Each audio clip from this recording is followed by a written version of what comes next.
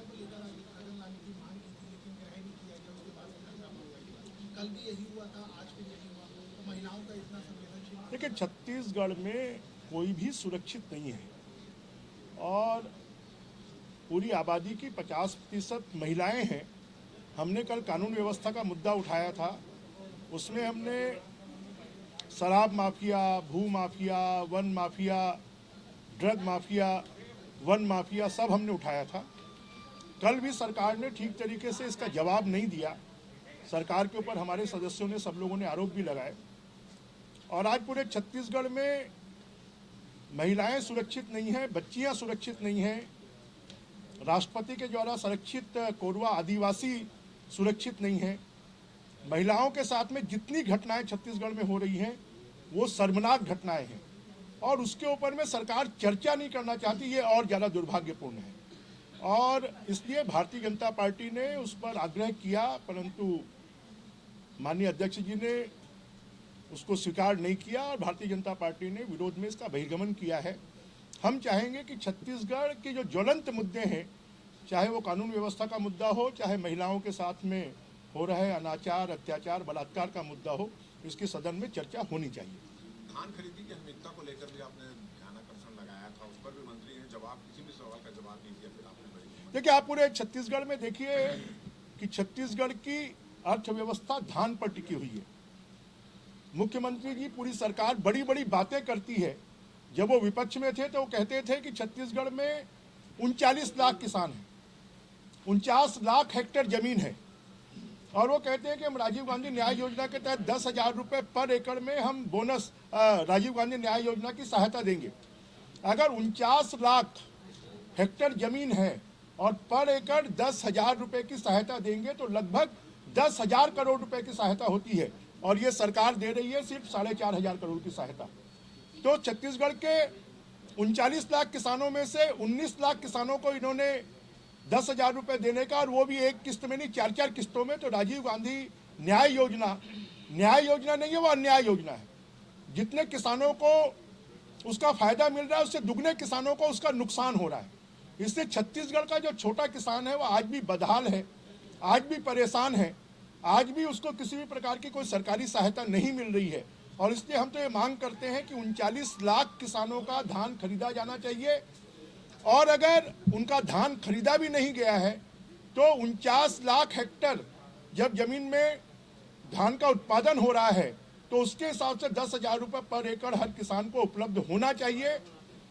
गिरदावरी करने का अगर अधिकार किसी को है तो वो पटवारी को है, परंतु गिरदावरी डिप्टी कलेक्टर और शासन के सीएस के निर्देश पर गिरदावरी हो रही है। ये बहुत दुर्भाग्यजनक है और छत्तीसगढ़ के किसानों के साथ में अन्याय हो रहा है और छत्तीसगढ़ का किसान जो है वो नाराज है, परेशान है और वो आत्महत्या कर रहा है। ये सर कल आपने एक जो ऑर्डर की जब स्थिति हुई थी उस समय क्वेश्चन बात कही थी कि राजधानी का जो वीआईपी रोड है वो नशे का अड्डा बन चुका है। किस तरह के नशे वहाँ पर हो रहे हैं? आप देखिए, सबसे बड़ा अभी तक तो हम बोलते थे कि लोग शराब का नशा करते हैं, भांग का नशा करते हैं, पर अब छत्तीसगढ़ में सूखा नशे का व्यापार, सूखे नशे का माफिया ये बहुत तेजी से फैल रहा है। छत्तीसगढ़ और रायपुर एजुकेशन हब बन रहा है। पूरे देश के बच्चे यहाँ पर पढ़ने आ रहे हैं, उन बच्चों को बिगाड़ा जा रहा है सूखे नशे की आदत कर कर। उसके कारण क्राइम बढ़ रहा है और इसमें सरकार का संरक्षण है। हर थाने के क्षेत्र में 5-5 जुए के अड्डे प्रायोजित रूप से, स्पॉन्सर्ड रूप से चलाए जा रहे हैं। सूखा नशा जो है वो बेचने के लिए थाने नीलाम हो रहे हैं। तो ये बहुत दुर्भाग्यजनक स्थिति है। छत्तीसगढ़ की आने वाली पीढ़ी को ये सरकार बर्बाद कर रही है और छत्तीसगढ़ में कभी माफिया राज नहीं हुआ। अब छत्तीसगढ़ में हर प्रकार का माफिया पैदा हो गया है और उसमें सरकारी संरक्षण, कांग्रेस पार्टी के लोग उसमें शामिल हैं और हमारे विधायकों को भी इस मामले में भ्रष्ट किया जा रहा है। उनको भी पैसा कमाने की आदत डाली जा रही है, वो भी थानों के माध्यम से इस प्रकार के गलत काम करवाने के लिए उनको मजबूर किया जा रहा है। ये दुर्भाग्यपूर्ण है। वीआईपी रोड का इलाका भी नशे का अड्डा बना हुआ है, आपने बताया। निश्चित रूप से रायपुर का वीआईपी रोड का जो इलाका है उस इलाके में कितने वैध होटल संचालित हैं, रेस्टोरेंट संचालित हैं, कितने अवैध संचालित हैं, इसकी कोई सूची है क्या? कभी सरकार ने या पुलिस विभाग ने या यहाँ के एडमिनिस्ट्रेशन ने उसकी कोई सूची बनाई है? कभी उनकी जांच की है? कभी उनको पकड़ने का कोशिश की है? जितने रायपुर में जो अलग अलग दिन के बाजार लगते हैं, संडे को पूरा मौधापारा से लेकर और कालीबाड़ी तक बाजार लगता है, उस बाजार में किस प्रकार से सूखा नशा बेचा जाता है, मैंने इसकी जानकारी वरिष्ठ अधिकारियों को भी दी है।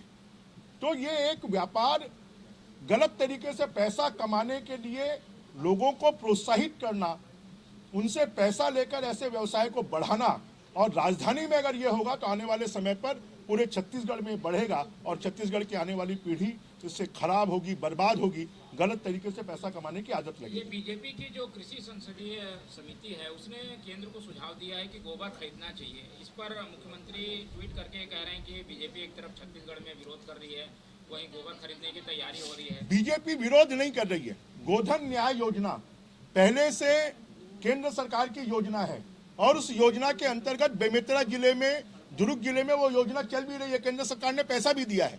तो योजना गलत नहीं है, उस योजना का जो दुरुपयोग हो रहा है, कोई एक गाय या एक बैल या एक सांड या एक पशु क्या एक महीने में 5,000 किलो गोबर दे सकता है? एक एक व्यक्ति से 5-5 हजार किलो गोबर खरीदा जा रहा है और कांग्रेस के कार्यकर्ताओं को उसके माध्यम से उपकृत किया जा रहा है। और अभी तक जितना पैसा खर्च किया गया है, उस पैसे की क्या वर्मी कंपोस्ट बनी है, क्या खाद बनी है, क्या स्व सहायता समूह को फायदा हुआ है?